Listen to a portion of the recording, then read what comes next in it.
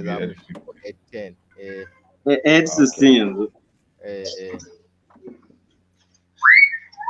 I think it's fine. Okay. أعوذ بالله من الشيطان الرجيم بسم الله الرحمن الرحيم.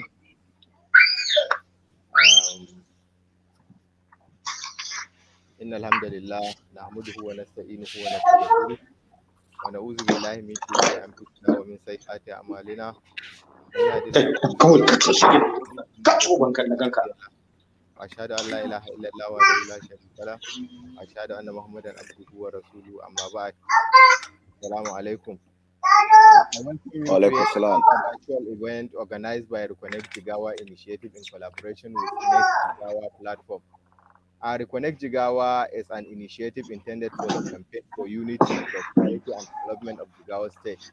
It is an avenue with the aim of bringing together the good people of Jigawa State to share knowledge, experiences, resources, and by connecting and networking with personalities and institutions that will deliver the good for the Jigawa State.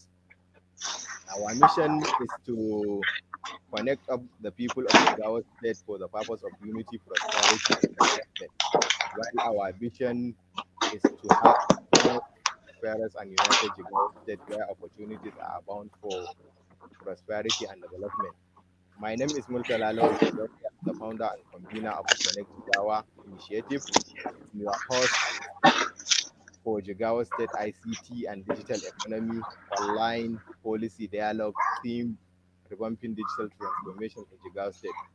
Together with me in the studio is the chairman of Next Jigawa, who is still late, but I think we will go directly to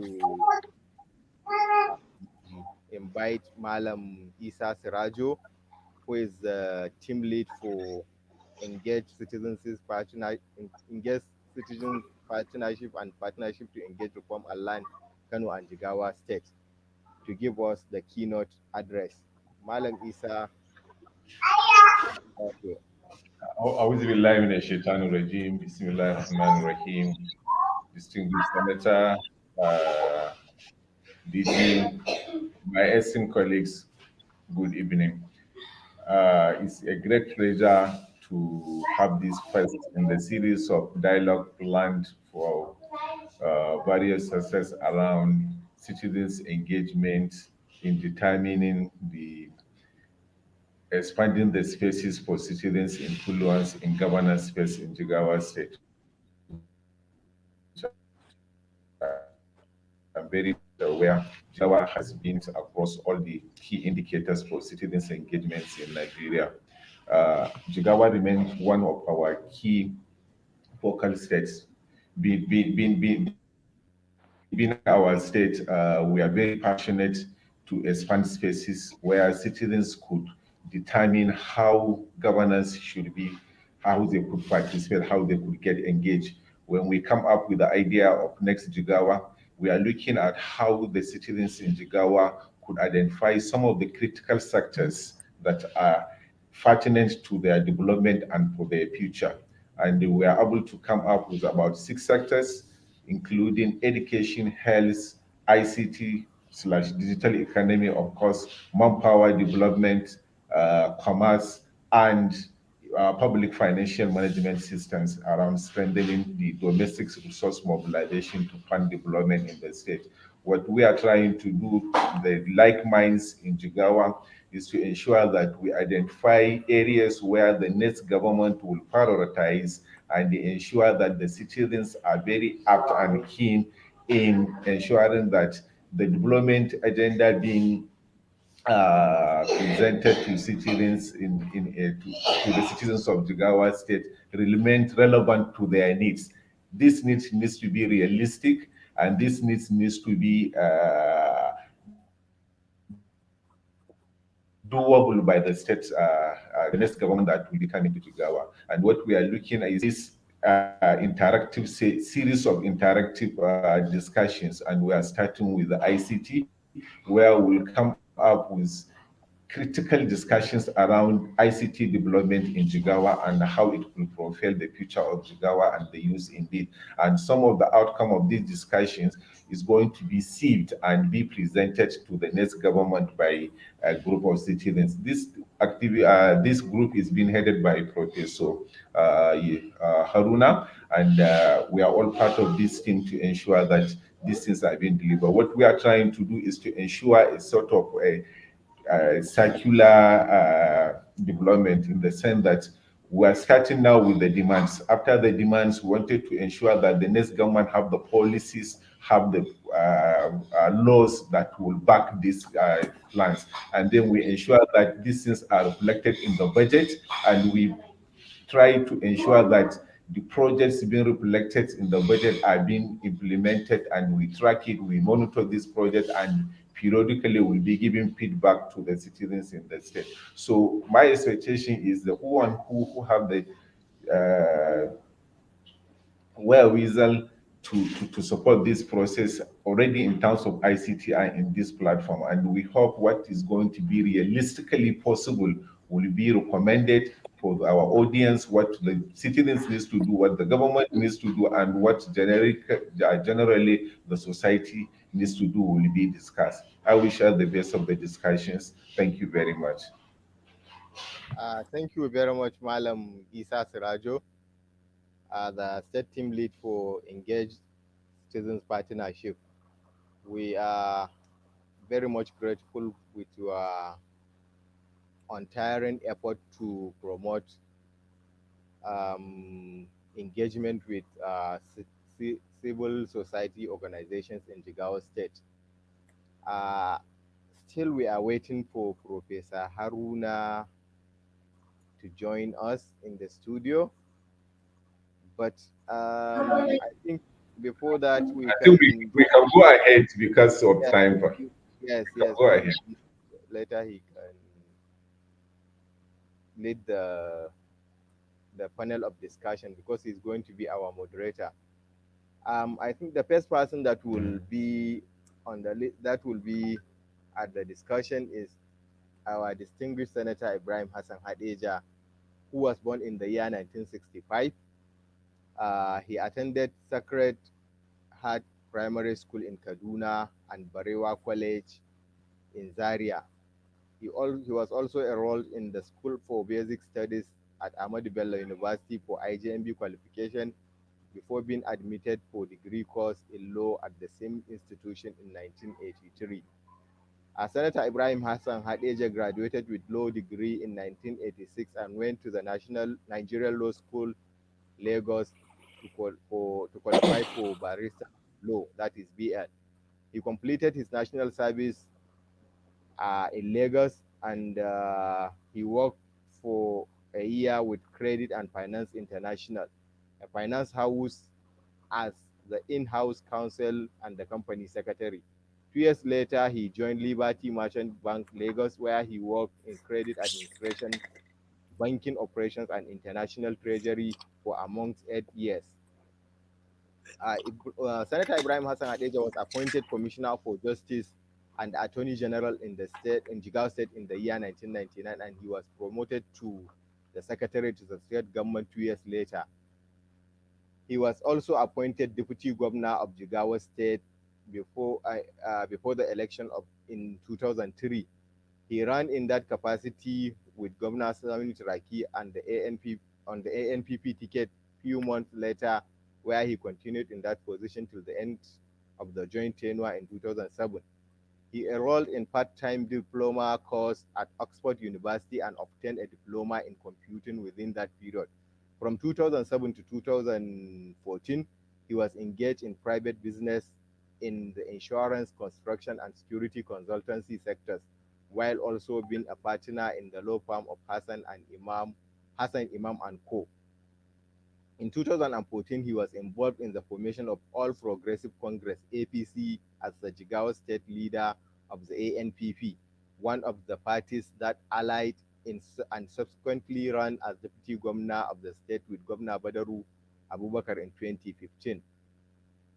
Having served out of the term limit for the position of Deputy Governor, Senator Ibrahim Hassan Hadeja ran for and won the Jigawa Northeast Senatorial Zone, a position he is currently holding, deputizing the Public Accounts and Environment Committees. Senator Hadeja is a strong proponent of digital inclusion and has been working tirelessly to bridge the digital divide affecting his constituencies. He is passionate about good governance and nation building, and he believes that digital capabilities could avail his constituents numerous opportunities to actively contribute to the digital economy initiative driven by the Buhari administration and by extension to stimulate sustainable and inclusive development.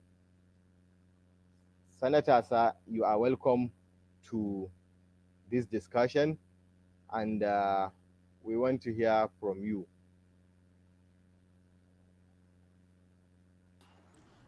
Put me again. Okay, thank you very much.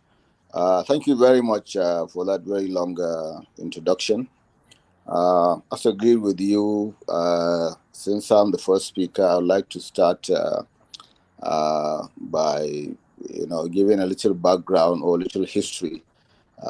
Since we're talking about the reinvigorating of ICT in Jigawa State, because everyone knows that at a point in time we were pioneers in this field. There were a lot of firsts associated with Jigawa, which some people find very, very surprising. But I think, for us, I think the most important thing really in trying to bring us back on track or trying to bring us back in the limelight as far as ICT is concerned is to have visionary leadership. Visionary leadership and courageous leadership. Jigawa started off very early, the advent of the Turaki administration. I think we decided to develop an ICT policy around 2000, which was very, very strange then, because remember we're talking about the time when we didn't even have GSM networks. You had landlines that with a 50% call drop rate. We had banks that were not connected. You still had to go and line up and queue up to get. And it was around that era that we decided to really set up internet infrastructure. And everybody, we got a lot of flack. We got a lot of criticism. We got people who said that shouldn't be a priority for a rural, poor state like Jigawa. But then I remember when we were talking about contributory pension, about 3 years before the pension reform started by the federal government, we got the same kind of criticism.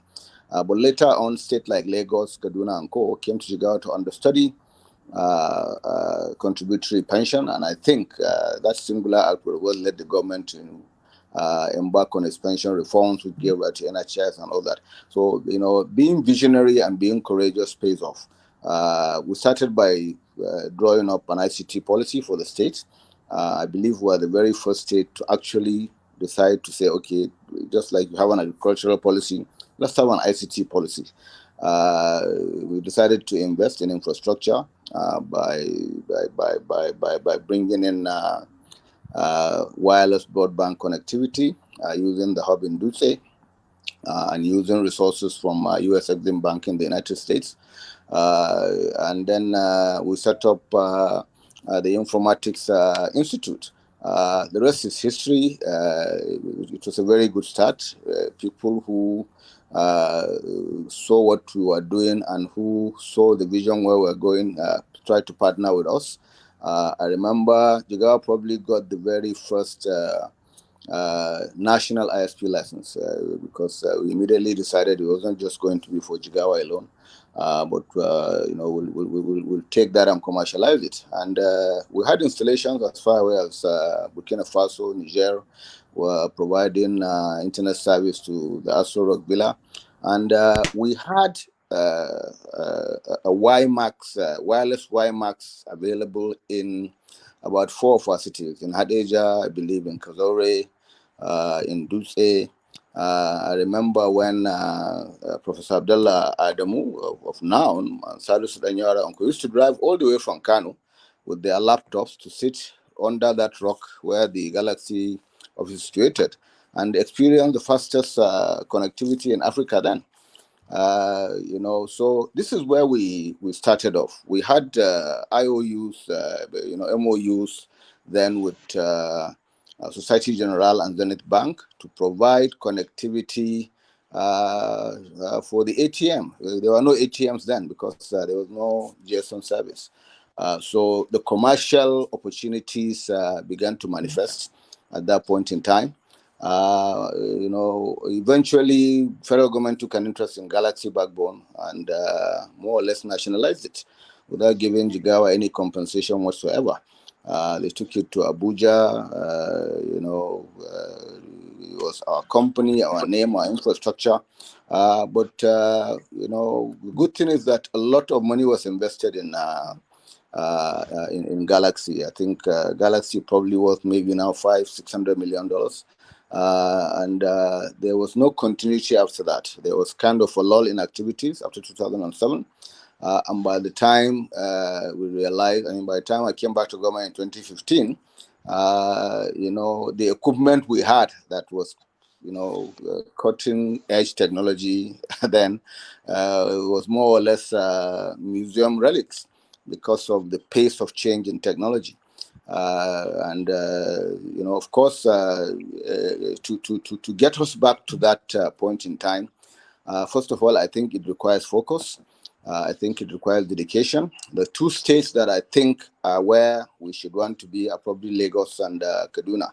So it's very simple. Let's take a look at what they're doing, the partnerships they are building, and of course, the fact that in Lagos alone, apart from a dedicated ministry for science and tech, they have the Science Research and Innovation Council. They have at least 5 or 6 dedicated agencies that are simply focused on delivering science and tech, on getting ICT, on getting investment, on providing infrastructure, and so on and so forth. Lagos State government has a no-dig policy. I think probably the only one in the state. They don't allow you to go and start laying all these fiber optic lines. They have a company that they set up, and you leave the duct. When we were with the commissioner about 2 years ago and started telling us about this dream, and the deputy governor of saying, no, we don't want anybody to come and start digging up Lagos again. It looked far-fetched, but they have achieved it. As of January this year, out of 6,000 kilometers, they probably have like 2,500 kilometers of ducting. So if you want to lay fiber, you approach the company and then you lease the line. MTN now has about 1,600 kilometers leased. They have migrated close to 600 of their base stations to that. And Lagos State is making 10% from every kobo that this company makes. This is where we should be going. You don't get into the front of the class by having a Ministry of Education, Science and Technology. No, the ICT is too important to be lumped together with the ministry.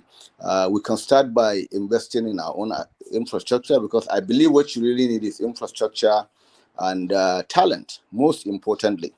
It used to be infrastructure, talent, and market. Post-COVID, we saw that the market issue is not even relevant at all. You can work anywhere.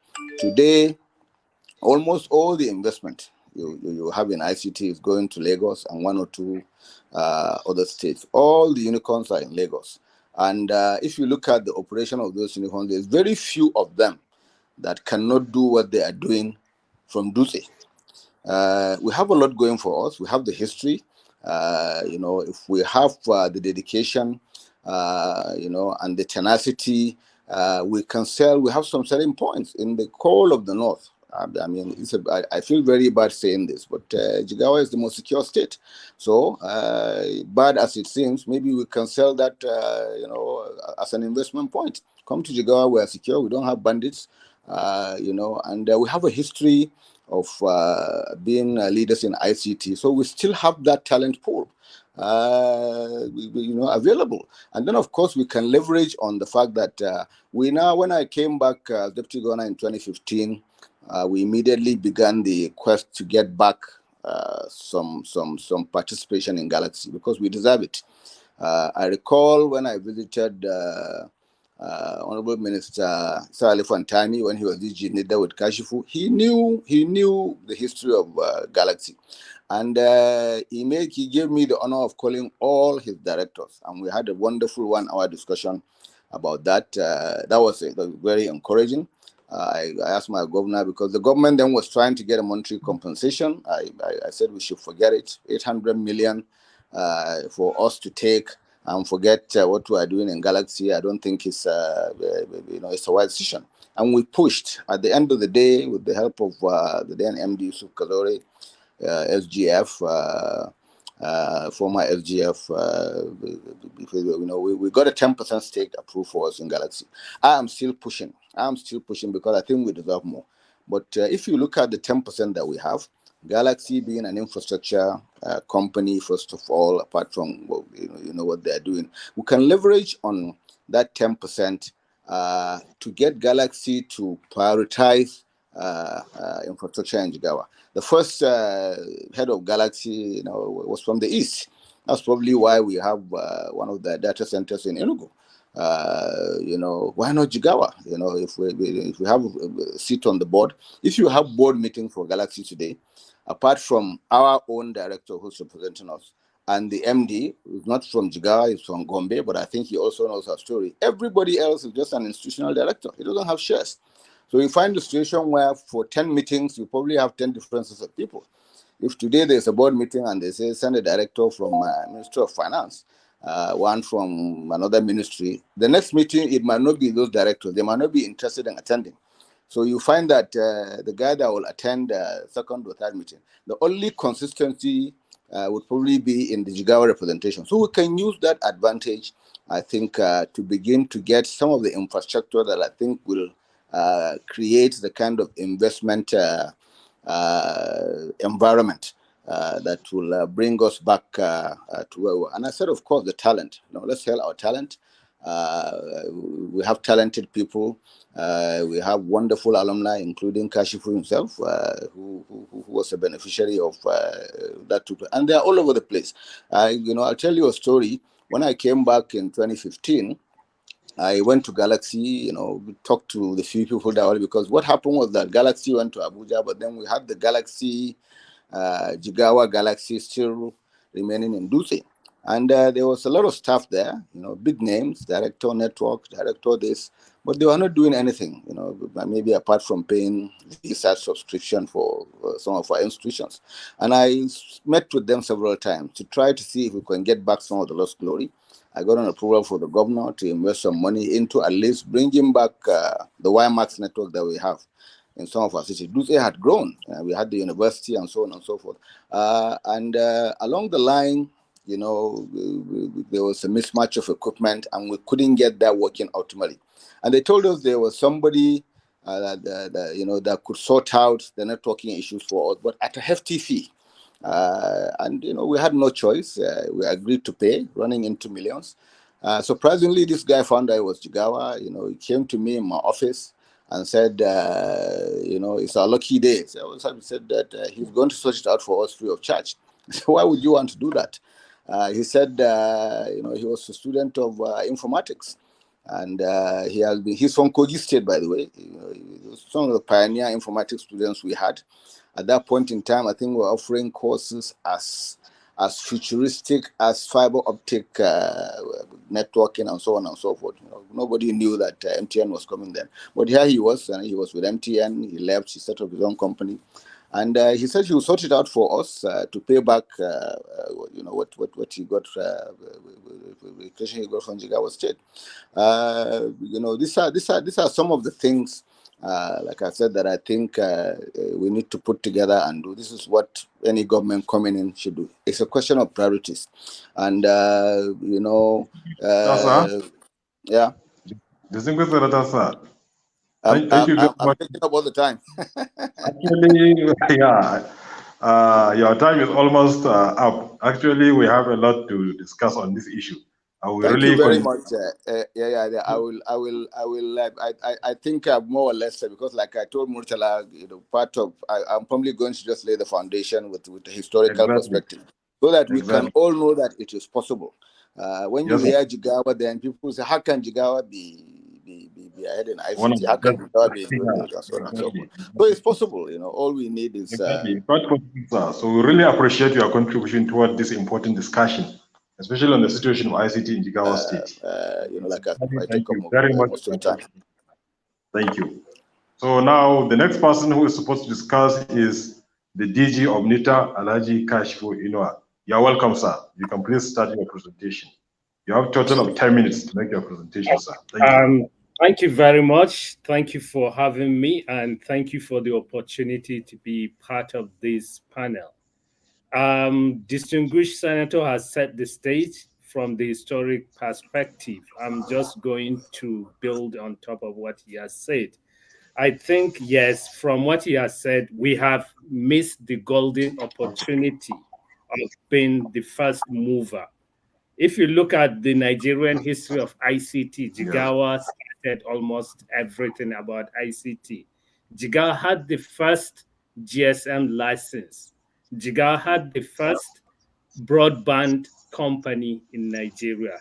But today we have missed that opportunity to capture the value we have created. Lagos has taken over. So what can we learn from Lagos and other ecosystems around the world and build based on top of our mistake? The distinguished senator talked about having infrastructure talent. So, and based on what we are doing at NIDA, we did a research about ecosystem globally. And based on our research, innovation is not distributed evenly globally. It happens in a cluster. But what is so special about those clusters around the world?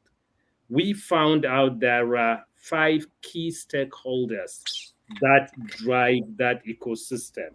Even in Lagos, Lagos depend on that 5 key stakeholders. Then based on that, we engage MIT. They have a program called REAP, Regional Entrepreneurship Acceleration Program. It's the capstone initiative they use to help region identify its entrepreneurial and innovation gaps, then help them craft a strategy on how to fill and close those gaps. So they identified the 5 key stakeholders and role for each stakeholder. Firstly, is government. What is the role of government in creating an ecosystem? They said government roles is to intervene in 2 things: policy and infrastructure. Infrastructure in unserved and underserved communities only, because when you leave the business in the hands of governments, mostly it fails. Therefore, they insisted that government should limit its intervention in 2 areas: policies, coming up, creating an enabling environment, and leveling the playing field. Secondly, intervention. Business people, they won't invest in where they cannot make money. So that's why Jigawa, as we are today, we will struggle to get investment in form of infrastructure because it requires huge money. And the technology also changes. Today we are talking about SpaceX want bring visa technology to every home on planet. Who is going to invest hugely on fiber optics in places like Jigawa? Honestly, it will be difficult. And even if government does, it will be difficult to break even, talk less of making profit. Yes, broadband is very important, and based on research, based on World Economic Forum research and World Bank, every 10% increase in broadband result to between 1 to 2% increase in GDP. So that means if we have broadband, we'll create jobs and do a lot of things, and it will increase our GDP. Then the second stakeholder, that's the government role, policy and investment. In Jigawa, yes, government can do investment, but it will be difficult to attract people from outside, especially the business people, to come and invest in Jigawa because it will be hard for them to break even and make money.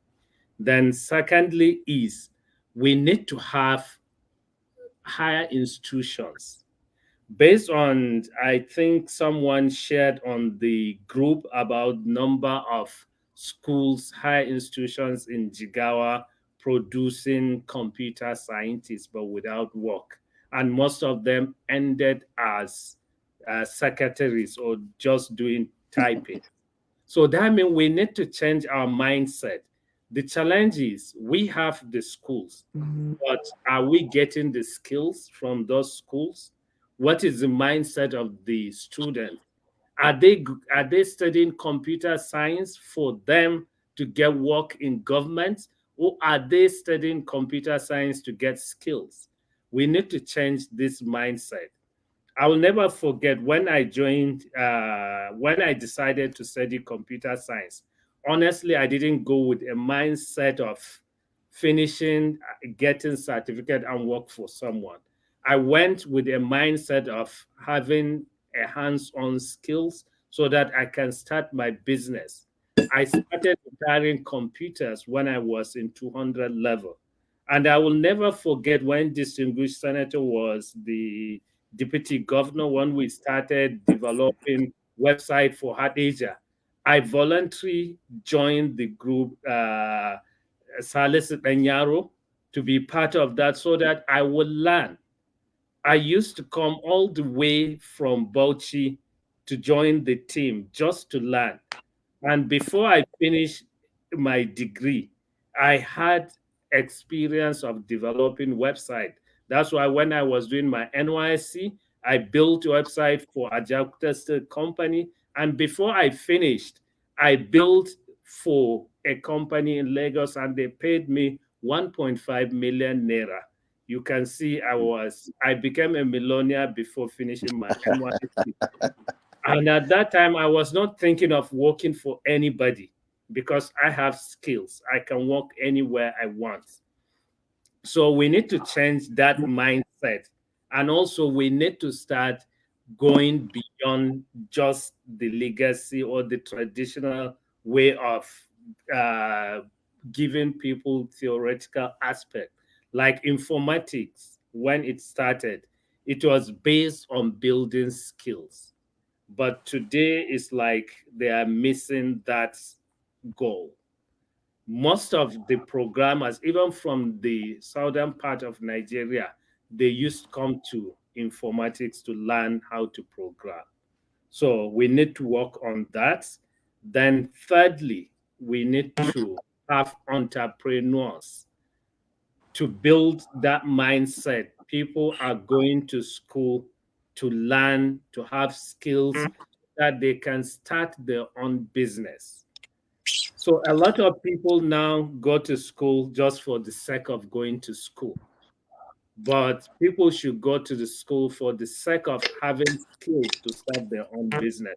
We have an initiative at NIDA, which we are partnering with Federal University DUSA also. We call it a Hive initiative.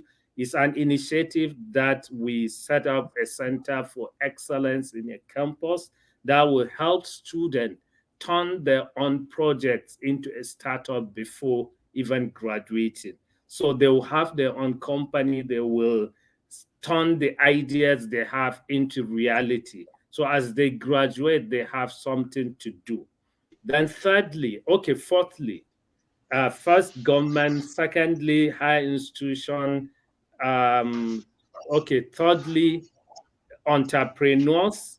Then fourthly, we need to have venture capitals. That's what we are lacking in the northern Nigeria. It's only in Abuja now we are trying to set up because Lagos, they have their VCs. A venture capitals is people that have money and they can invest in an innovation in startups, which is not the same as the conventional way of investment, because you need to understand the idea, and also it is about taking the idea from inception to reality. So you put your money, you manage it. And the challenge we are having, most of startups in Nigeria, everybody is looking for government grants or seed funding, which is not scalable and is not realistic. Then thirdly, fifthly, the last one is corporate organizations or governments. We need to get them to buy from these startups. So having this ecosystem is to bring these 5 key stakeholders closer so that each one will understand the need of others, so that they can develop, like the higher institutions, they can produce people that can easily plug into the industry, people with hands-on skills. And the corporate organization, or like in the case in Jigawa, where we don't have corporate organization, we can have the government digitizing its own services. But the people in the schools need to understand the government problem so that they can develop solutions for them. But before I close, because of time, the distinguished senators talked about infrastructure and talent. I think we can have a more competitive age in terms of talent, building the talent. How can we leverage on that to achieve that? There is a huge market for developers globally. And even this Ukraine war is creating a gap. And also in the Middle East, also there is a huge market there. They are coming to Lagos, recruiting developers and someone that will help them translate from English to Arabic. But Honorable an DG, sir.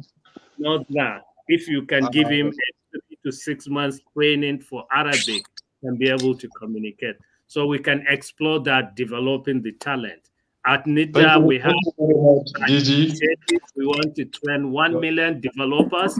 If you can come up with something, we can partner with you to start piloting with Jigawa. Thank you. Thank you very much, DG, for a very nice contribution. Actually, you have said it all. Yes, you have mentioned the importance of ICT in relation to development of Jigawa State, and then you stress on the fact that skills development is a key to success in ICT Jigawa State. We really appreciate your contribution, and we're happy that you will assist in partnering with the Jigawa State in developing the ICT. Thank you very much. I think the next presenter is supposed to be Professor Nuru Bujungu, Nasir Bujungu.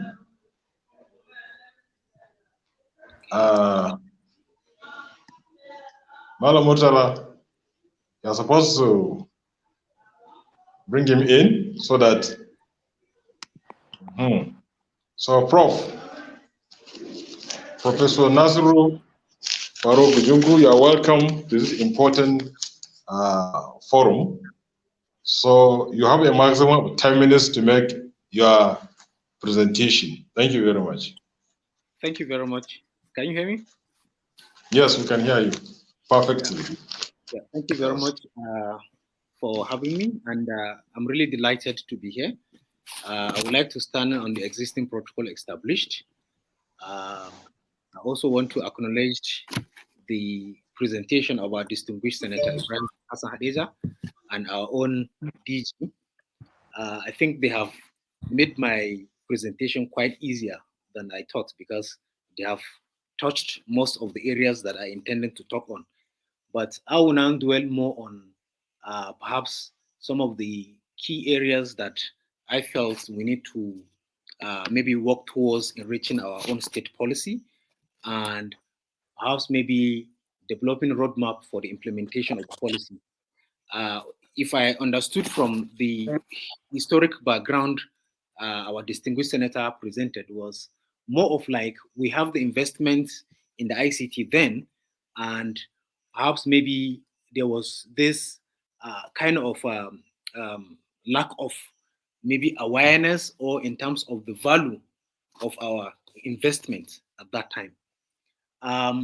The key for, I would basically talk about, let me say, 5 key points that we need to look into towards the development of our own ICT policy for the state. The first one is the issue of the bridging the digital divide. I think our distinguished senator and also our DG, they have made mention about the digital divide. And I also wanted to discuss about the low level of fiber optics penetration in the state, that is within Jigawa State, because based on the report, last year's report from the NCC, I think Jigawa was the least. We had less than 15% coverage, fiber reach out in the last mile. And I think the DG has already provided justification of why we're still left behind. But nevertheless, I think once we're developing the policy and perhaps the roadmap of the implementation, we need to dwell more about the critical infrastructure development, which in fact the fiber optics is part of it, and some of the emerging technologies that we can leverage on that does not really need massive investment.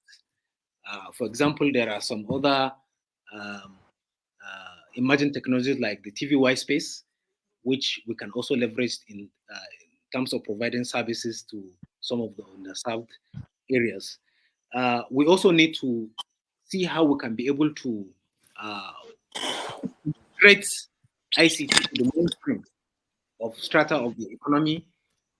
Non-formal sector integration, for example, I have seen Kaduna and some other few states have been able to integrate ICT fully in the revenue collection process, and I think it's quite innovative.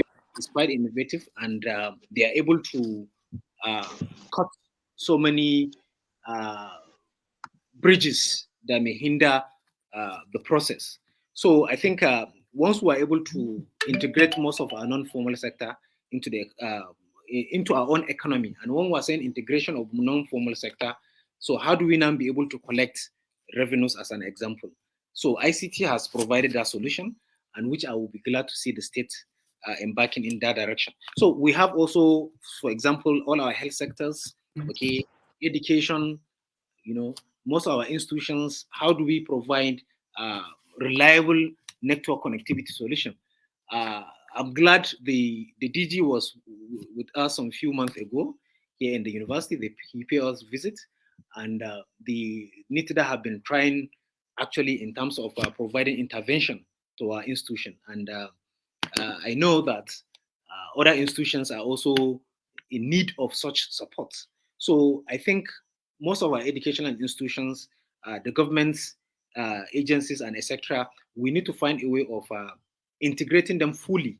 When I mean integrating, what is our level of e-readiness in terms of transition to the digital? So are we really not only mentioning ICT by context, do we really apply them? Okay. Now we talk about the skilled manpower development, and where we discuss some of the effort made from the legacy ICT projects, such as the informatics. And I know so many of my colleagues who have graduated from Informatics Kazore, who are very, very talented and skillful, hands-on. And there's also issues of we have shifted the goal from the fundamental reasons of why the institution was actually instituted. So I think this now brings the issue of coming up with a framework and roadmap for e-skilling. So when we look at it, we cannot underscore the importance of ICT. That is it. And now ICT has basically taken over everything. We cannot underscore its importance in economy, health, and etc. So, but when we're talking about ICT generally, it's about soft skills. Okay, what are the skills needed? So we need to have our own framework in the state, and we need to also develop the roadmap. Okay, we need to identify the needed e-skills that we need for the future needs in terms of the new jobs. Now we're talking about cryptocurrency and etc. So how do we find a way of identifying the needed skills that we need in terms of the manpower development? Then we need to also identify the key players and their respective roles. Okay, it could be players at the national level, maybe regional level, or international level. So what are their roles, and how are we going to be able to partner with them in terms of building skilled manpower? Now, our policy trust should also clearly spell how the level of digital transition within the state can be assessed. This can be a kind of a periodic assessment. Okay, maybe it may be in every five years, or maybe every 3, 4 years, depending on how we felt we can have the policy or what we can be able to achieve. Then finally, the issue of the ICT education. You know, sometimes it is good to build infrastructure. It is good to build the platforms, okay? But when you have low digital literacy and perhaps the ICT adoption, it may create quite a lot of issues in terms of fully utilizing what investment you have put in place. So we need quite a lot of digital literacy, awareness, education, ICT education in terms of digital marketing strategies, digital marketing skills, digital cultural skills. We also need to encourage our populace in terms of e-readiness. So, you know, it is actually important to concentrate in the aspect of infrastructure development and etc. But in the literacy education is also quite important. So the policy should also find a way of how this can be considered. And finally, R&D. If we really want to ensure that we have sustainability of whatever we're investing on, and the kind of manpower we have, we need to also invest in R&D, research and development in ICT. So we know that you cannot have meaningful growth without research. So the states can also find a way of, within the policy, can be able to factor in how research can be funded in the ICT, because DJ has mentioned some of the research they have also conducted within NITDA. So we have institutions, virtually all our institutions are engaged in ICT. They have ICT departments, courses, and etc. So we need to also find a way of investing into ICT. I believe once we're able to factor some of these few issues I have highlighted into our own policy and come up with a clear-cut roadmap on their implementation, we'll have a meaningful growth in the state. Thank you very much for giving me the opportunity again. I remain Farouk Nasir. Thank you very much.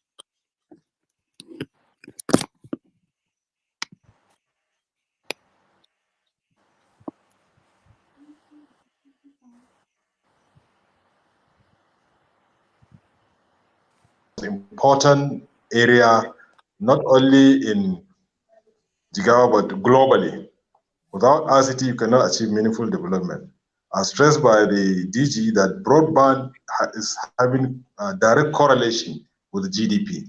Therefore, there is a need for us to encourage our youth to partake in ICT development skills. Thank you very much. The next presenter is Dr. Nura Tijani. Dr. Nura Tijani, are you with us? Yes, I'm here, Professor. Thank you very much, Dr. Nura Tijani. You have a maximum of 10 minutes to make your presentation. You can start, please. Thank you. Okay, so Assalamu alaikum, everyone. I'm Nura Tijani, and I'm honored to be here. So I stand, well, first of all, I stand by the existing protocol, and I'm honored to be here, you know, to present my thoughts on the digital transformation.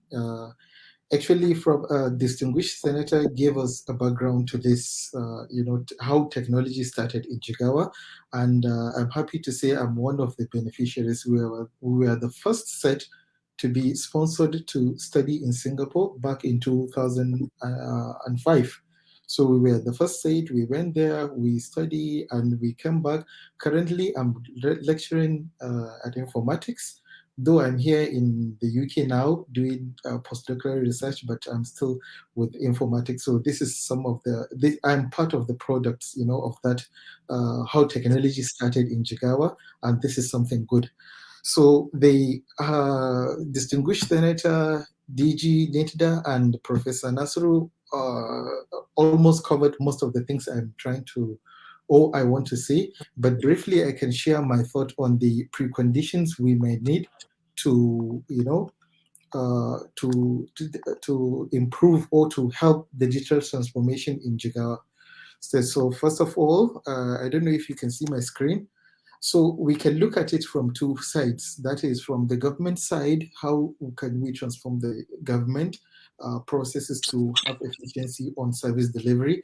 And the other part is the citizen. So how can the citizen use technology in their day-to-day lives, businesses, and even how to access government services? So we need both sides. That is from the government side and citizen side. And I think DG has already said that there are certain limitations to what the government can do when it comes to technology or digital transformation, as we are talking about the topic right now.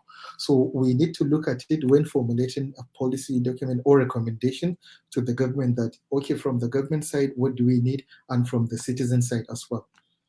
Then what are the preconditions to, to put this digital transformation in force? For example, if governments want to introduce it or the citizens want to use technology for their own day-to-day activities. So first of all, we need energy, of course. So whatever devices you're going to use, nowadays they need technology, energy.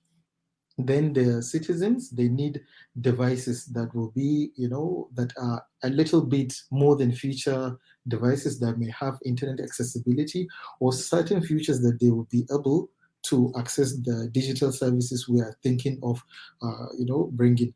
And we need connectivity, of course, the internet too, as to have access to those information or whatever services we are trying to do.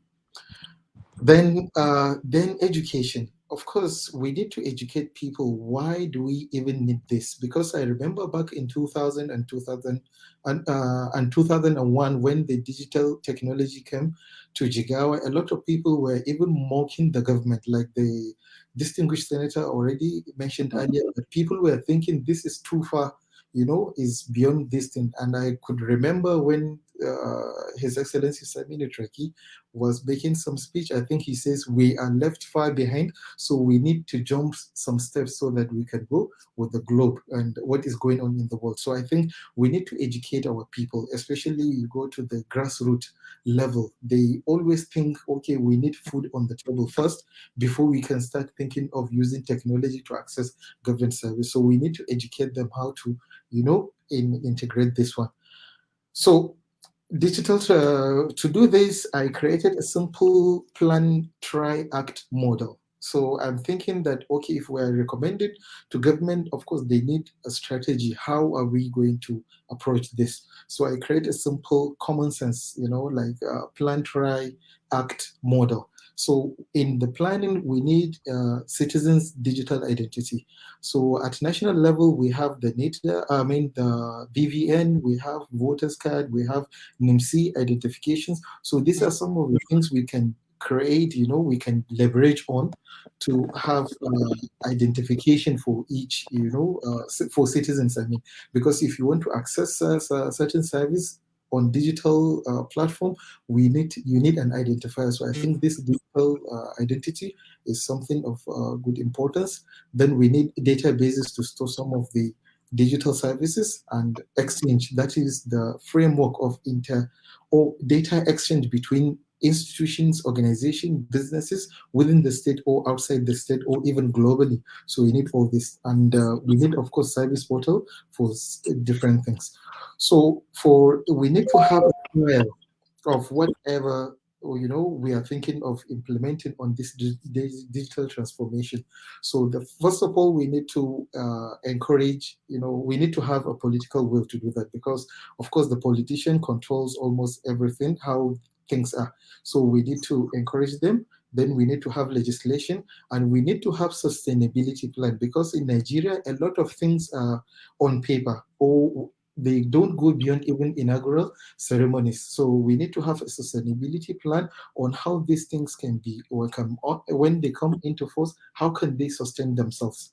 And then, of course, we need to have the expansion and growth plan, because when you start in Jigawa, of course, you have neighboring state and you can expand, and then maybe at some point to global. Everything now is global. That's why we are calling the whole thing as a global village, actually. So we need this when we are on the trial phase. And then, of course, when the policy is coming out, we need a fiscal framework for revenue generation, how government works, and legal framework to protect the users, the providers, and all these kind of things. And then, of course, we need the technical architecture to define who does what. So this is actually in brief what I mean by this simple model, and I don't know, it's open for discussion. So this is the end of my talk, and I believe this will add to the whole idea of digital transformation. Thank you for listening, and let me stop. Thank you very much, Dr. Nura Tijani, for your timely presentation.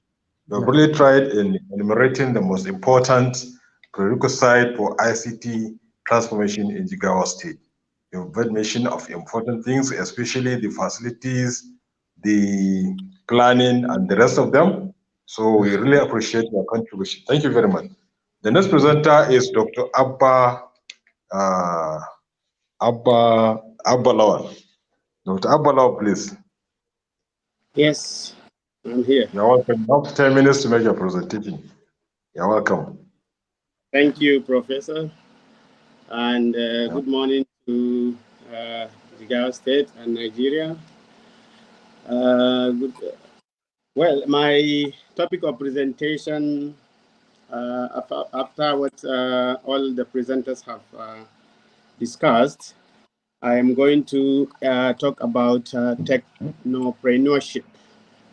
Technopreneurship is one of the areas I believe Jigawa State, the youth in Jigawa State, or at least our students, can harness to reduce their unemployment. For example, the first and foremost, someone might want to ask, what exactly is technopreneurship? We are very conversant with the word entrepreneurship, but perhaps not much with technopreneurship. In technopreneurship, is similar to entrepreneurship, but the only difference is that a technopreneurship usually starts with nothing but an idea. And he uses now or harness the use of technology to build something and then make a business. Why I'm tackling this aspect of the talk or the discussion is that we know government can do a lot, but it cannot do everything. And one of the points that the first presenter, the DG, mentioned, for example, is that government is even cannot do everything, especially when it comes to ICT business startups. So government can do policies, can give enabling environment, but the government cannot come and create the business and give it to you and say, okay, go ahead and run a business. Someone have to take the initiative, which in this case is the technopreneurship or technopreneur. So in technopreneurship, a product is created, and uses the capability of technology to change the way something is being traditionally done. So in this case, while the government tries to make the environment feasible for business, while the government policies allow startups, the target is that the startups, the business, or the students in this case, let's target students, need to have something. Okay, this is how we do things traditionally, so we have to change it. How can I use technology to make something different? For example, before Uber comes, people just share rides free. You call somebody, please, can you go? Are you going my way? Okay, or you hail somebody, a taxi, and you take it. Now with Uber, or you're at the comfort of your home, you can call someone to come and pick you up and then take you somewhere. Traditionally, people do it. Even the founder of Uber get the idea by visiting Africa to see that, okay, people do actually share rides by going the same way. So now he starts a business on it. So similarly, Jigawa State have a lot of things and a lot of potentials that we do. So in this case, we encourage our students through technopreneurship to look at these things that have been traditionally done and see how we can change it to make it better using technology. For instance, another example also is the Airbnb. Currently, shotlets and renting of hotels is no longer being a walk-in. Now you can select or choose your a hotel or a rent of a house from even before you travel. You book it from your app, and then it directs you. In some places like Europe, you don't even need to meet the owner of the house to use it. For example, you finish and keep it up. And promoting technopreneurship or technology entrepreneurship, if you found it hard to grab. Technopreneurship is just technology and entrepreneurship joined together. So it's an effective way to bring economic progress to even areas where investment opportunities cannot be reached. I remember one of the presenters mentioning that it is harder for Jigawa when it comes to entrepreneurship or when it comes to investment opportunities, because of what our current situation and so on and so forth. So through technopreneurship, we can maximize the potential of ICT students, which are usually untapped, as mentioned by our host, that we normally have students ending up as secretaries and so on and so forth. So how can they now make themselves more useful beyond just asking for someone to give them a secretary job?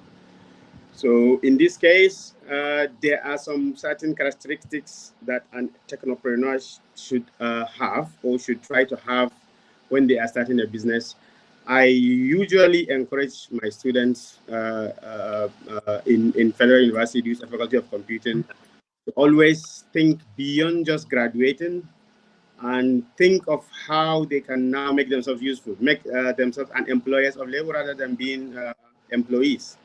So in this case, we outline some basic common traits that some successful technopreneurs have, which include effective leadership. One of the first things you can do before you can start up a business is that you can be able to manage yourself or manage the business. So you need to have everything start with you when you're a technopreneur. So the business idea is yours. How can I get a start? It's yours. You have to motivate yourself. So effective leadership is key. But for you to be an effective leader, you also have to be a very good follower. So fellowship is also another thing that a technopreneur should do. We know that you cannot, no man is an island, so you have to ask for help where necessary. And of course, a technopreneur should be adaptable to changes. When we say adaptable to changes, we mean don't think that because now I cannot book my hostel, I cannot have a chance to rent a house. Now you say, okay, this is a problem. Now I cannot do anything about it. No, you have to adapt. You have to think of how do I solve this current issue? How do I make sure my students that are coming, my juniors that are coming will not have this same problem?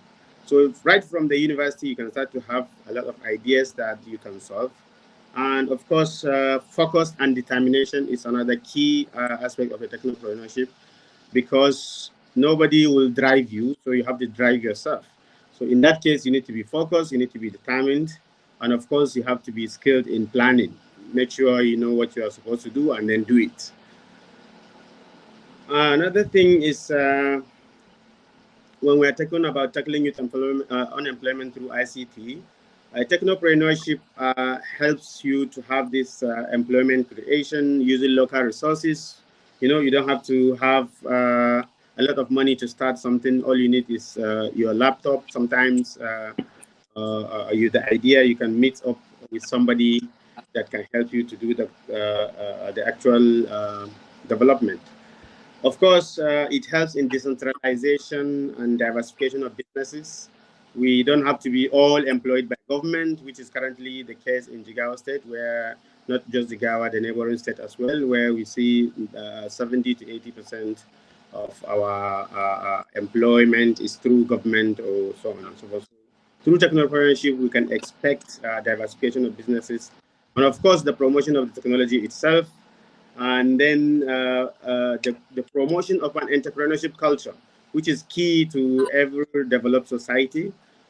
Through technopreneurship, you can now push for simple and easy startups rather than those entrepreneurship that will require a very large amount of money for startup. Other advantages of being a technopreneur is that it helps to reduce the costs. It's simple to start, and of course, there are boundless opportunities. The target of a technopreneur is not to build something that is a rocket science. No, the target of a technopreneur is to target something that is being done traditionally in the society, and then comes up with a simple solution. How can I make things better? I remember during my master's days when we are taking a school bus in University of Nottingham. We have to take a school bus from certain stops to take you to the school. We do have this case commonly where you just come on and the bus have just left. Or sometimes you come and keep standing and the bus is no longer to be found. So we started something, and I remember I am the only master student. There are other three undergraduate students. We started the idea of how do we track the bus? How do you make sure that you don't spend all your time waiting for the bus when it has already passed?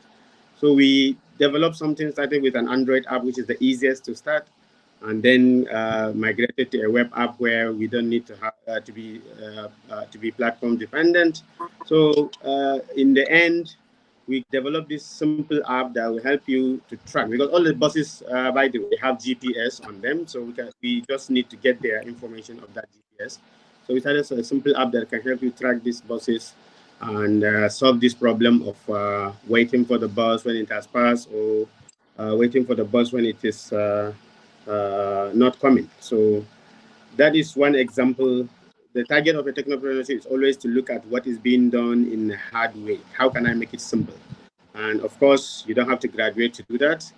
You have to start from the school, have your ideas, and then push it. Another thing is, thank you very much, Dr. Abba. Yes. The time is up.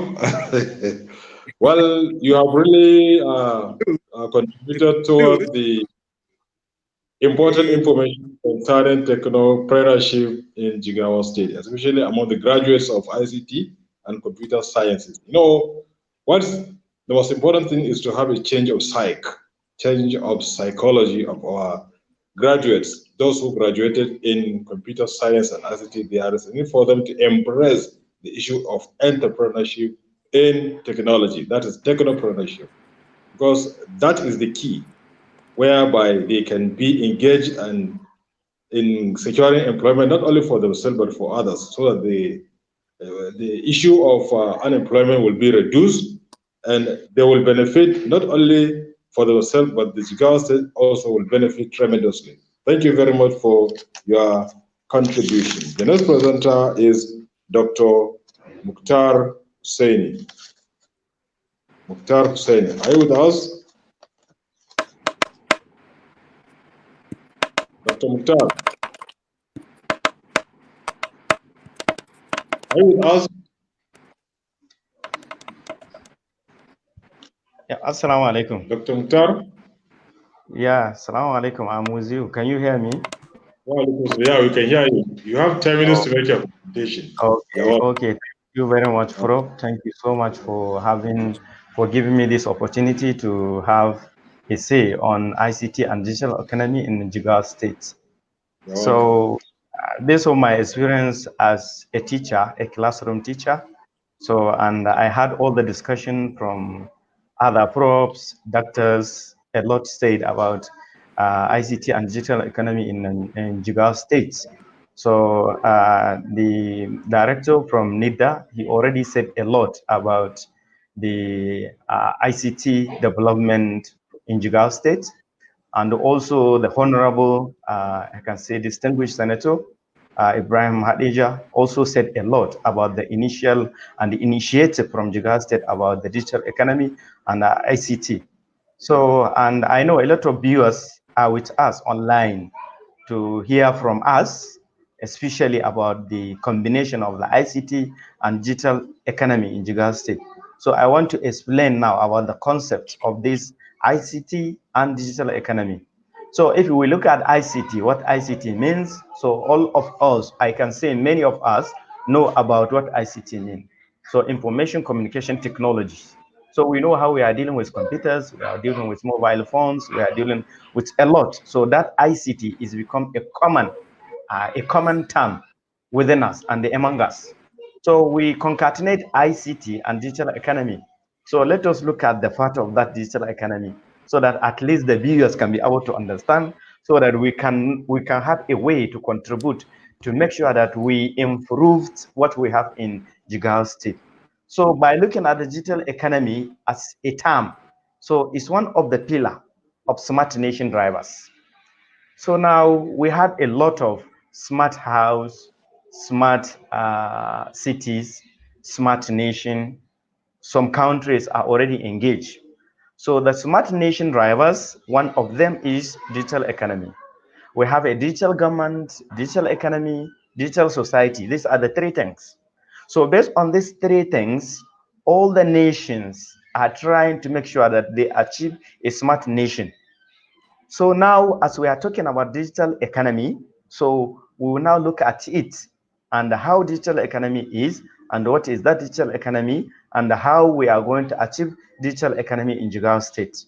So the digital economy, by reading, by seeing it, we can be able to know all the way how we read it. We can see the digital economy, it captures the impacts of digital technology on the production, on the trade, consumption of goods and services. So consumption of goods and services is one of the wider that can be able to improve our economy using what? Digital economy, or using a digital appliances or digital devices. So we can now look at the structure, the whole of the structure of the digital economy. So by looking at it, we can be able to know that it can be represented, like we can say, in about 3 cycles. So the first cycles is the core that is dealing with the physical technologies, the semiconductors that we see, the processors, the computers itself. So these are the core, the inner core. It means that we are not targeting to the hardware. That is one of the simple value chain of digital economy. So if we move again, we can be able to understand that there is a software and algorithm which are run on that particular devices that we mentioned. So the devices alone, that we call them as hardware, so cannot be run without what we call as the software parts, which is software itself and some of the algorithms that are running. And also one of the last cycle is the data and energy infrastructures, which allow them to connect together. So meaning that in the core or in the structure of the digital economy, we have three things: the hardware, and then the software, and then the data and energy infrastructures that is making them to run. So in brief, this is what digital economy is. So how to contribute, how the citizens will contribute, how the students, the lecturers, the researchers will contribute is like in so many countries, even in Africa, like even Kenya, South Africa, they have some factors that they think can be able to help digital economy. The same thing in Nigeria. So already the Nigerian government provide around 8 factors. With that 8 factors, a digital economy can be improved in Nigeria, or can be one of the things that will be implemented so easily. So if we can have a view on these 8 factors, so we can be able to know, or we can be able to know whether Jigawa State can scale through, or Jigawa State can have or can improve the digital economy. And the Jigawa State is one of the founder of a broadband backbone. We have it during the region of His Excellency Governor Ibrahim Samunu Traki. So the 8 key factors. So if we can adopt them in Jigawa State, so we can improve our digital economy by concatenating ICT. So for example, like number 1, so we need a developmental regulations. So in all the information research, so what is lacking in the regulation that can govern that particular digital, or we can say that particular ICT. So the first one is developmental regulation. So we can have some relevant laws that can be able to govern our digital economy. So the digital economy development fund also is needed. So if it is needed, it will converge with that particular regulation and enhance the digital economy of the country. So number 2, we can have a digital literacy and skills. So the literacy about the digital is also needed. So this is where schools, lecturers, some centers developed by the government, like some centers that are developed by NCC, by NIFDA, so they can put head together to provide that digital literacy and skills. So in all within Jigawa State, we can be able to have so many programs that our youth, or we can say that our people in Jigawa State can be able to have that particular skills. And then the next one is a solid infrastructure. So there is need to have the solid infrastructure. As before we have the broadband, so there is need to have a plan for that particular broadband in Jigawa State also. So to make sure that we have it enough so that we can have a wider coverage of internet all over Jigawa State. Also, if there is need, like as Nigeria as a country, we can provide a satellite. So that satellite can give us a coverage, a wider coverage of that particular internet. So as Jigawa State as a state and within Nigeria, so can be able to benefit from that particular satellite. So a part of the solid infrastructure also there is service infrastructures. So where we can adopt e-government in Jigawa State. So we can adopt e-government by providing a master plan that Jigawa State government can be able to follow to make sure that we achieve that particular e-government. So that is number 4. So if we move to number 5, there is digital services development and promotion. So this is the case of where we can have a digital entrepreneurship, as the previous presenter, Dr. Abba said. So in the case of digital entrepreneurship, so we can be able to provide one of the objectives of digital economy. So also in that case also, we can have some kind of innovation-driven enterprises. So a government can be able to help individual, some organization within the state to have a kind of enterprises which is innovation driven.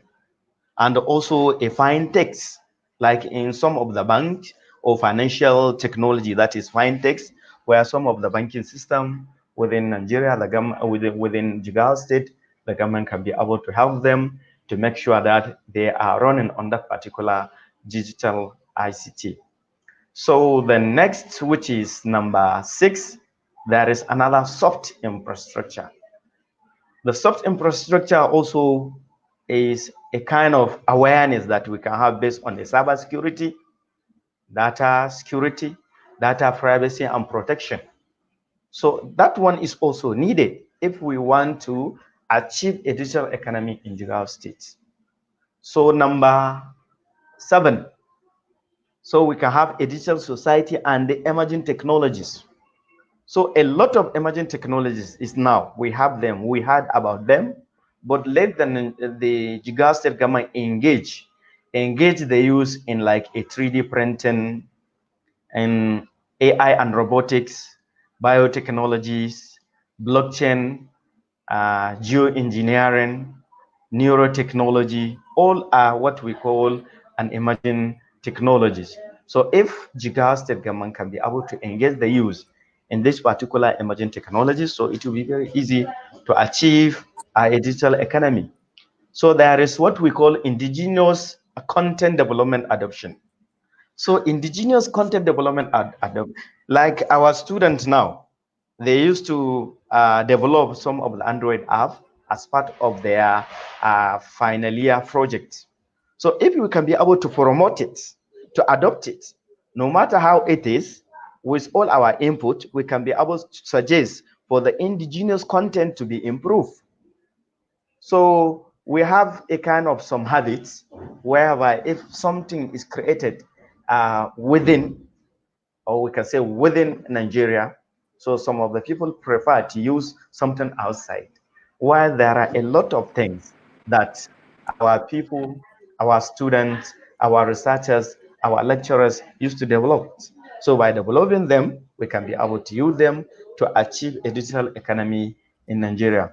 So with these factors that I explained, 8 of them, by following them one after the other, a Jigawa State can be able to transform to digital economy.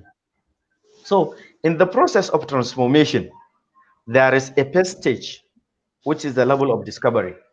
So at the level of discovery, in that case, we need to have what? We need to improve a research and design.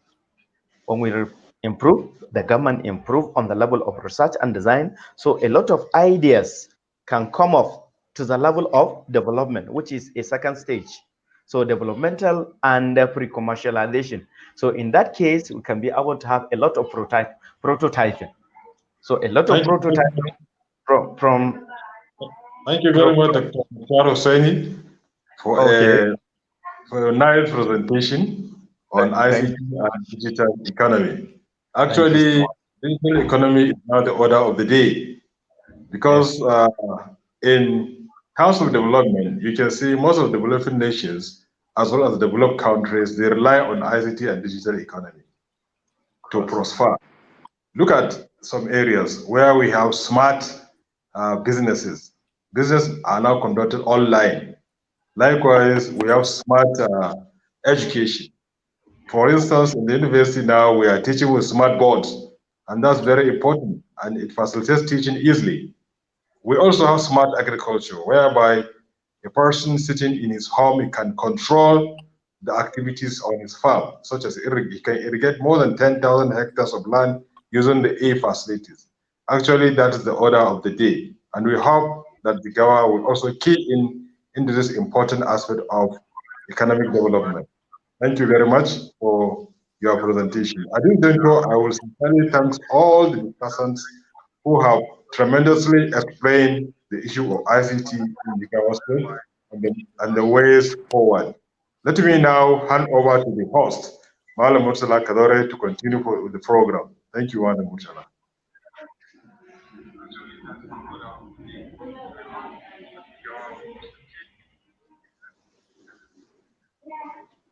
Malam Mursala, we can't hear you.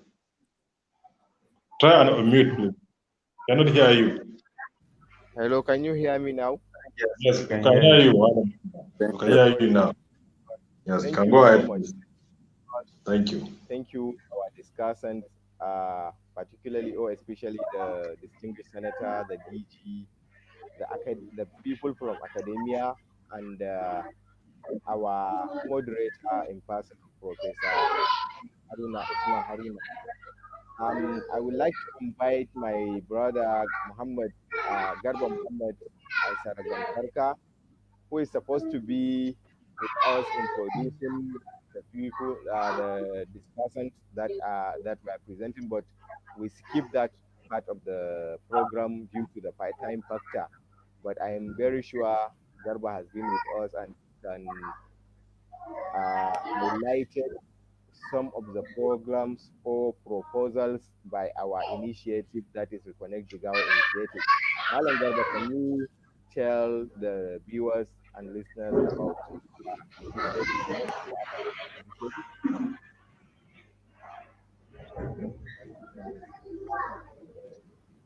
Assalamu alaikum. Assalamu alaikum. Good day, everyone. I am very delighted for being part of this historic program. Actually, I'm supposed to be the one introducing or reciting each citation of the presenters, but actually due to time factor, we were not able to take that into consideration. Actually, in Reconnect Jigawa State, some of our activities include going deep into some of the problems that have found place in Jigawa State, so as we can discuss them and provide solution for the collective progress of our dear state. This program came as a result of a document which was drafted by Next Jigawa, in which we took interest in the ICT part of the document, and we are able to discuss some of the issues here. Some of the key issues that we need or that we are to discuss here include that despite the reputation of Jigawa in digital transformation in Nigeria, there is yet to be an institution in Jigawa State that is that its main objective is to regulate ICT in Jigawa State. So these are some of the things that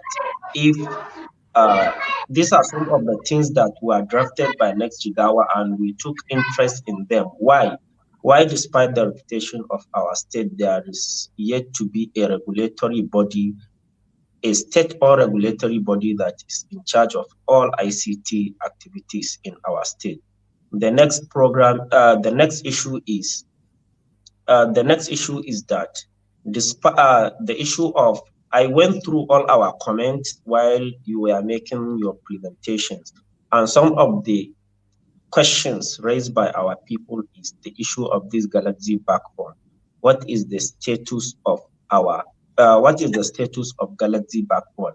And in one of the questions that I saw that I'm much interested about is that during the presentation of distinguished senator who was the deputy governor when the Galaxy backbone was established in Jigawa State, he made mention that now that he came as a senator, he tried to persuade the Ministry of Information, Ministry of ICT about what is the status of Galaxy backbone in Jigawa State. And he said that like 10% was allocated to the state, which they are sending each month. But he is not yet satisfied with what is the extent of his part, what is the extent or what is the expected percentage that if the federal government is remitting to Jigawa State will make him satisfied with this. Another issue is I came across some questions that were raised during the presentation. One of them is someone is asking, can a state own its own satellite? I think the DG NIDA can take care of this. Another issue is someone is also asking, how can we harness digital economy and ICT in improving healthcare management in the state? And another very technical question is that Usman Baita Eleman, or I can say this one is contribution, is asking why can't we organize this program in Hausa, looking at the number of participants in our program? And another question from Yunusa Hamza. Yes, Yunusa Hamza. He is asking of some more light on fintech. I think distinguished senator can have so much to say about this. Thank you very much. Hello? Hello, sir, can we have you back at the studio? Malam Murtala. Okay, Malam Hamza, Malam Garba, thank you so much. I think you did a very wonderful job for reading the questions. Is DG around? I can see him in the studio.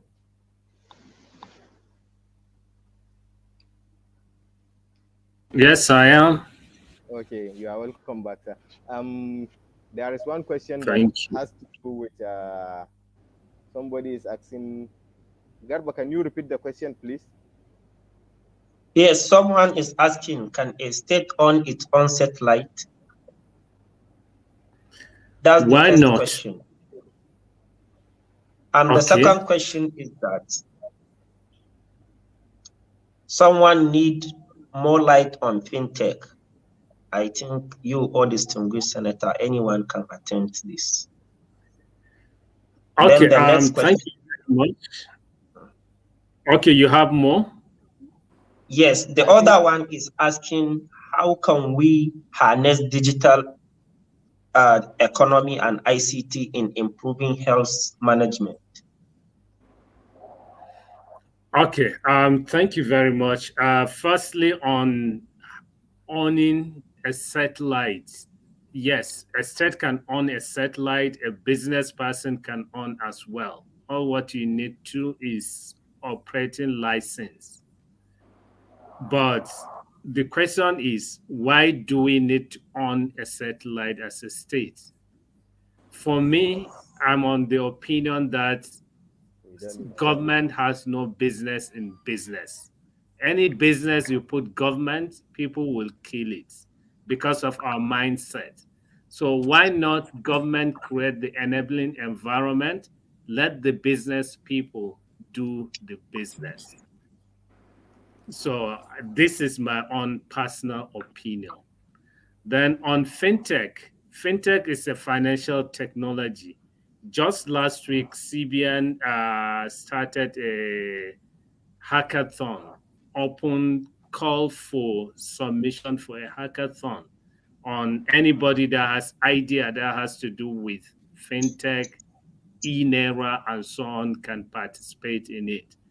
Why? Because when you talk about digital economy, three things drive digital economy. Firstly, digital identity. You need to identify the people you are dealing with because business is about trust. You need to trust the people. Secondly, is broadband connectivity because you need to have connectivity to do whatever you want to do. And thirdly, is financial system. You need to be able to pay because in any transaction there must be a maybe payment for it or charges for the service you consume. So you need that payment system. So fintech is a technology, financial technology that help people leapfrog in terms of financial inclusion. There are many fintech in Nigeria. Most of the unicorn startup we have in Nigeria are fintech. And today, one of the fintechs in Nigeria is bigger, is 2 times bigger than the biggest bank in Nigeria. Is almost valued at 3.6 billion US dollar. So this is the startup, a business that you can start with nothing, and within short time you'll be a billionaire in dollar, not in naira. Then the last question, the third one is it on what? Fintech, satellite, and can you remind me, please? The third I one. think the last question is how can we harness ICT and digital economy in improving healthcare management? Okay. ICT is pervasive. You can use it anywhere because we used to say ICT, you can either use it as a tool or as a weapon. It's an enabler. Anything you can think of, it enables that thing. So we look at it from two angles. Firstly, you can use ICT to enhance your legacy products and services or processes like healthcare. ICT can help you to be more efficient. It can help you to keep record. It can help you to exchange information. It can be used for telemedicine and so many other things you can use it.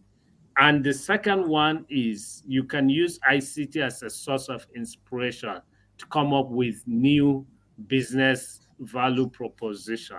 For example, during the COVID-19 lockdown, we did innovation, we organized innovation challenge where we challenge people to come up with ideas that can help people to maybe keep the light on while under the lockdown.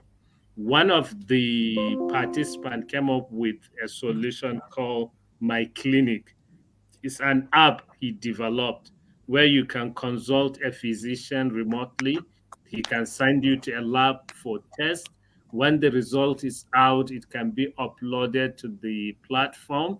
You can consult specialists, you can get prescription and send to pharmacy to go and buy your drug. So you can see how easily you can use technology to change the way people are doing things. Because if you could remember, at that time people were afraid of going to the hospital because hospital was identified as one of the red lines where you can easily get contaminated with the virus. So people were afraid of going. The guy came up with this app, and as of December last year, there were more than 500,000 people using that app in Nigeria. So you can see how technology can be used to improve the health system. Also, it can help us keep record, which can help us save lives as well. Because you see, most of the time, you see people were wrongly given medicine that can lead to death. And if you have that record, keep in a system, anybody anywhere can pull it and get information from it.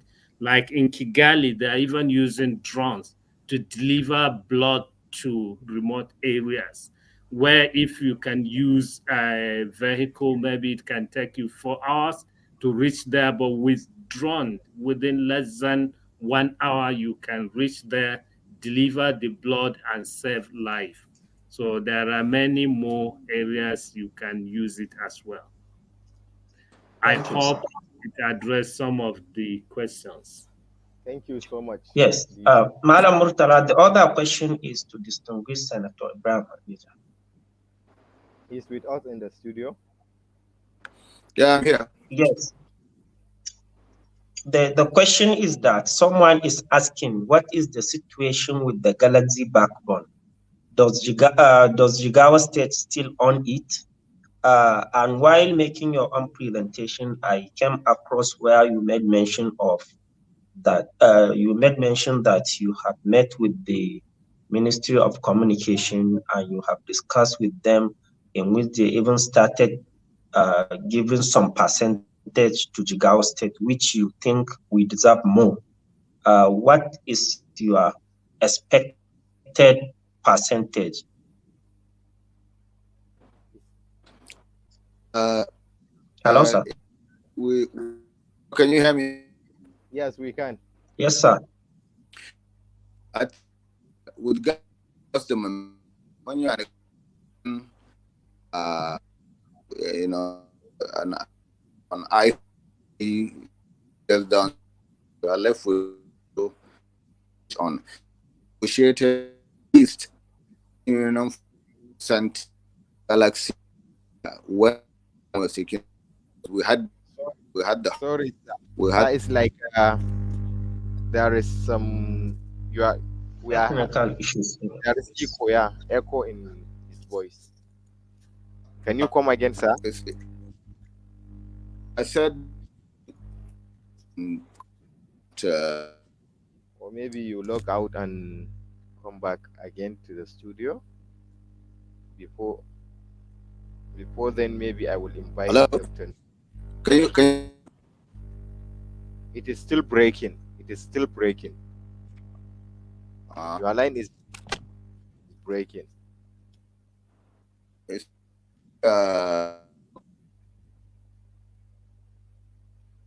okay. Dr. Nura. Dr. Nura, can you hear me? Unmute yourself, please. His mic is mute. Yeah, it's on now. Dr. Nura, can you please in 2 minutes go over that model again and explain it in short to us so that maybe we can include it in our report so We will go after. Okay. So let me share the yes. So I'm sharing the entire screen. Is my screen visible now? No, no. Just explain it. Maybe later you can share Okay. it. Yes. All right. Yeah. So the model, actually I call it plan, try, and act model. Plan, try, act model. So under the planning, we need to have a digital identity for the technology users. We need to have database where the services, content, information, knowledge, or whatever we want to give to we want to use, in the digital transformation journey. And then the data exchange framework. You are dealing with government, businesses, individual, and other corporate entities. So you need to have interoperability. I think at national level, need that they already have something like that you can be able to interact from one organization with to the other, using some interconnected framework, so to say. And then service portal, where do people or citizens or users will go and access certain digital service, either from government, individual, or businesses. So we need to have, this is all under plan. So we need to plan how all this will work, and then we need to try it out. That means you need to pilot it, like to see how this will work. So first of all, we need the political will to be able to, you know, push this idea, because the politicians, they are there to get the inputs from citizens or stakeholders, and then see how they can push it forward, for implementation. So we need legislation, of course. There are certain things that they need a legislative framework to be able to, work with the society or existing regulations in the state or at national level. And then we need to have a sustainability plan. While we are trying, we need to know what are the challenges, and then we need to create sustainability plan. How will the digital assets or digital services can be sustained for a longer period of time? Because I mentioned there are a lot of things that usually when we inaugurate them or we launch them in the country. So as they move, funding stop coming, and they could not, like sustain themselves, or there is no sustainability to keep on with the life cycle of that establishment, whatever it is. So we need to have this kind of strong sustainability plan for that. And then expansion and growth. So we are now thinking on, Jigawa, starting with Jigawa. So whatever you want to talk about digital transformation, so you are creating a borderless, community. So you start with Jigawa, you need to integrate with maybe national data systems or neighboring state or even other countries around the world. So you need to have like a plan for scalability. How will you grow from the state level you are starting, and you need to think in the future.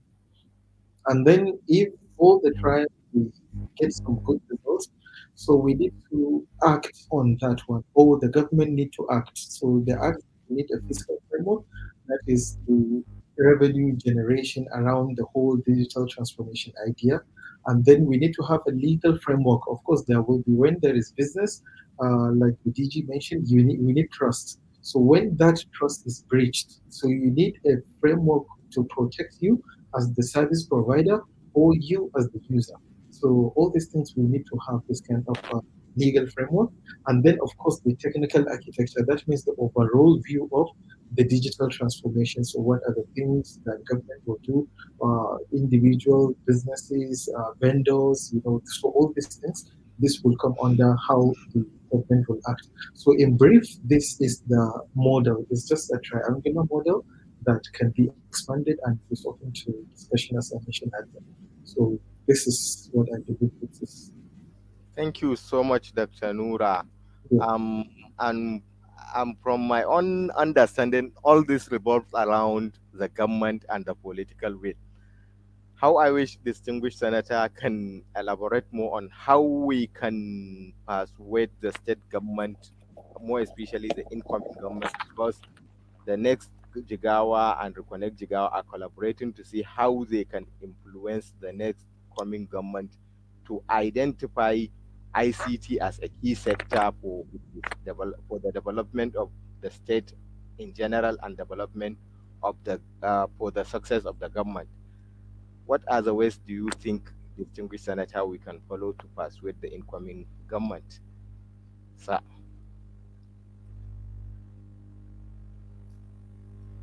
Hello? I think he's having technical uh, issues. Can you hear me? Can hear you now. Actually, distinguished senator is having some technical issues. Maybe we can, because of time factor, Hello? it's already. Okay, sir, are you back? Yes, I can. Yes, we can hear you now.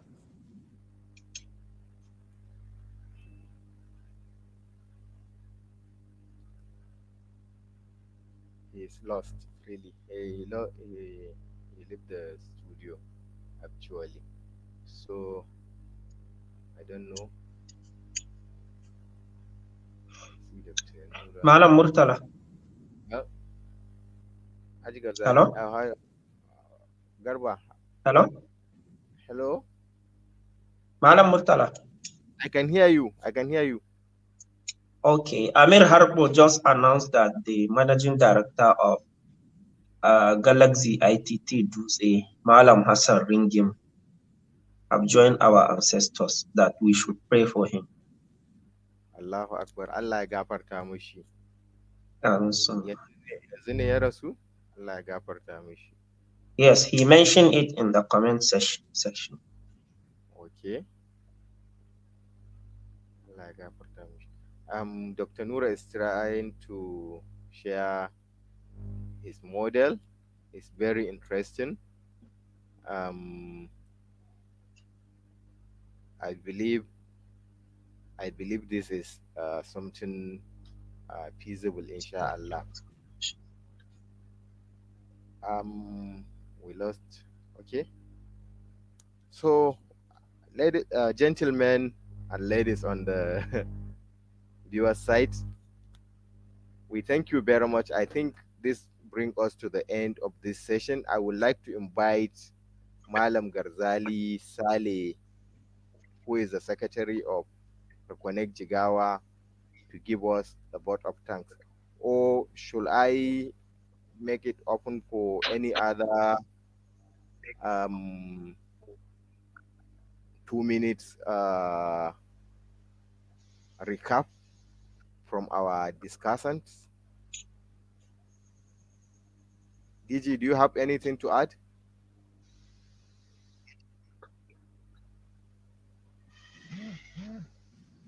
DG, do you have anything to add? Okay. Dr. Malam Garzali Saleh. Okay. Hello? DG, do you have anything to add? Okay, for me, what I just want to stress on is not about government only. It is about the community. So there are things government can do, the ecosystem cannot do, and there are things government cannot do and the ecosystem can do. But together we can do greater things. So we need to find out how is it working in other places. In Lagos, is it government that drive the ecosystem? No, it is not government. It is the people in the community started. The government just helped with policies. So we too, if we really want to do it also, we shouldn't put everything on hand of government. We need to start it. Like now, this forum is igniting the need for the policies policy. We can come up with something and submit it to the government as well. Thank you. Thank you so much, DG, the Chief Information Officer of the Federation. We thank you. Thanks for having you and thanks for your time. Malam Isa Sirajo is also with us, Dr. Noura, Professor Usman Haruna, Dr. Mukhtar Hussain, Dr. Abba Lawan, and all other academicians that are with us. Actually, I want to register the apology of my good friend, that is Dr. Rislan Kanya, who is away in US, and he was unable to join us. He said his heart is with us. His heart is with us, but he was very much unable to be with us. Thank you all. Mr. Garzali Sare, the Secretary of Connect Jigawa, you can give us a vote of thanks and closing remarks.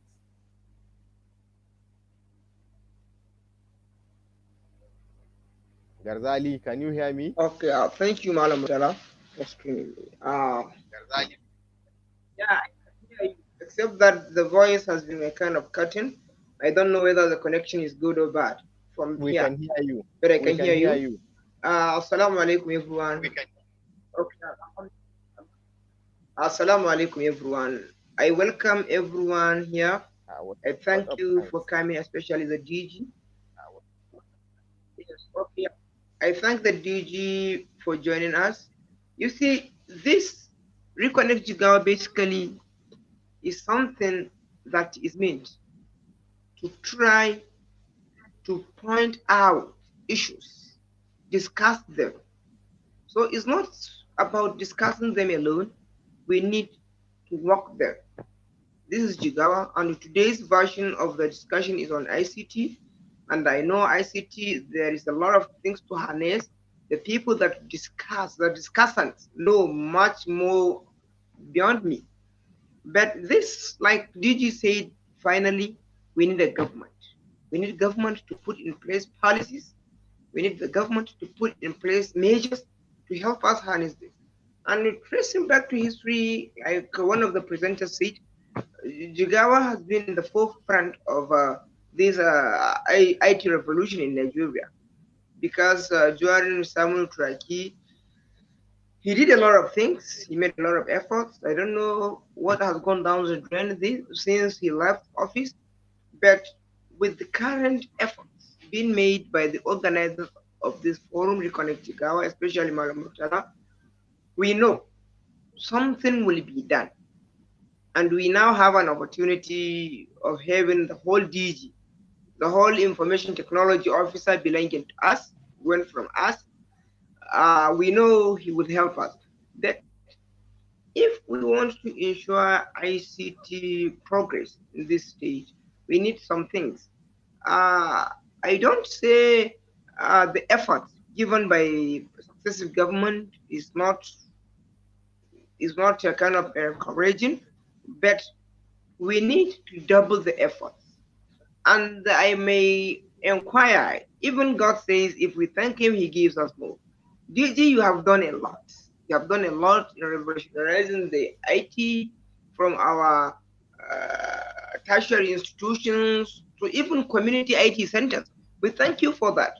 And we've seen the effort of distinguished senator in revolutionizing IT, though it doesn't come to us as a surprise, because actually they are the brain behind anything IT as far as North is concerned.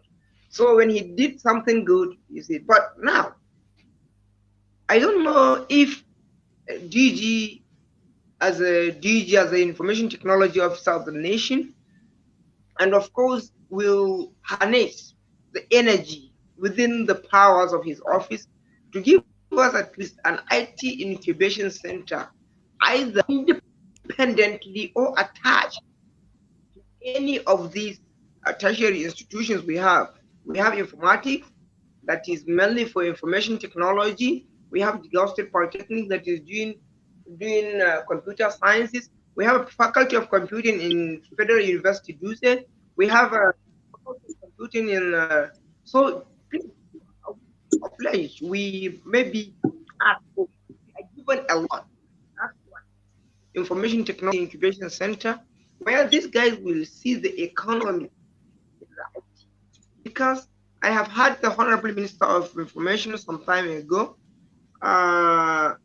saying that the money in the IT far outreaches that of the petroleum industry. And I know when young men like myself hear that something brings more money than does the petroleum, we will put more effort in making sure that. But government needs to do something.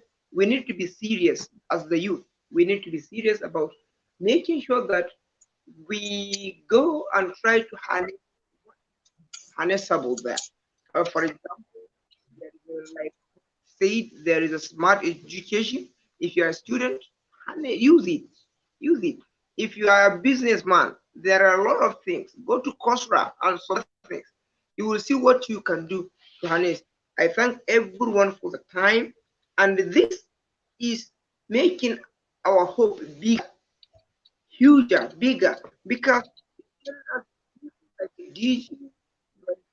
the distinguished senator himself, the former Attorney General of the state, former Secretary to the state, will give us time for the state, for the people to see, to tell us more, and a lot of academics within our environment, within the state, to tell us that, look, this is what we can do to help the state. I thank everyone. I thank especially the discussants, and of course, the host, Malam Murtala Kazori, for this wonderful job. I know more and more and more series and editions of this discussion will come out in the near future. I thank you, Malam Murtala. We thank you. God bless everyone. God bless Jigawa State. God bless Nigeria. God bless everyone that is welcome. We thank you all. I wish you a good night. Thank you so much. Thank you so much, Mr. Ghazali Saleh, the Secretary of Reconnect Jigawa. We are very much grateful for your time. And lastly, I'm very sorry for taking us long. Mr. Professor Nasir Bujungu has something to add as a recap for his discussion, but unfortunately he was out of the studio and unable to come back. I'm trying to reconnect him back so that he can give us that recap, because it is very, very important as part of the discussion. But I think he's lost. Malam Murtala. Huh? Hello? Hello, I can hear you, Malam Garba. About during the vote of thanks, Malam Garzali requested that NIDA should at least build some innovation and incubation centers in Jigawa. DG have shared it in our private chat that we are building 2 innovation and incubation centers in Jigawa, one in Hadija and another one in Babra at Chikoras. Okay, so this is a very welcome development, and Alhamdulillah, we thank Almighty Allah for giving us the opportunity to hold this discussion, and Malam Professor is back. Professor. Yeah, thank you very much. Yeah, well, thank you. Okay. You said you have an important message, more especially with regard to that e-health. Yes. Yes. Thank you very much. I actually wanted to share 1 or 2 minutes regarding the ICT integration to the health, just to add more to what our distinguished DG mentioned. I just want to give an example of how some of the applications of ICT to health sectors. For example, our university medical services here in SLU is fully automated. We have the clinical, we call it health management information system, where all our health records, consultation, prescription, including even laboratory test requests and etc. has been fully implemented and automated. The project was commissioned a few months ago, and I think we are among few institutions in Nigeria who have actually migrate to this platform. Then secondly, we have also a funded project on a clinical data repository, which I was even sharing with one of my friends, Dr. Nuruddin, yesterday. The idea was to develop a clinical data repository where we can have a clinical trial records, and also the platform will give it to disease surveillance. You can be able to visualize some of the cases, particularly in some areas. We're currently embarking on pilot projects. After the project is commissioned, we want to use 12 health posts, that is 12 primary health centers and 2 general hospitals. We're using Kapong Hausa and Hadija General Hospital, and we picked 3 primary health centers from each senatorial district, the 3 senatorial districts. So we hope that by the end of the project, once the prototype is ready, and we will definitely make presentation, and we hope to scale it up to cover the whole state. So we believe when such projects are available, for example, the clinical data repository, it will give so many insights. And it's quite simple. What we just did was to automate the existing national, that's federal government National Health Management Information System record. The records are there, but they are manual.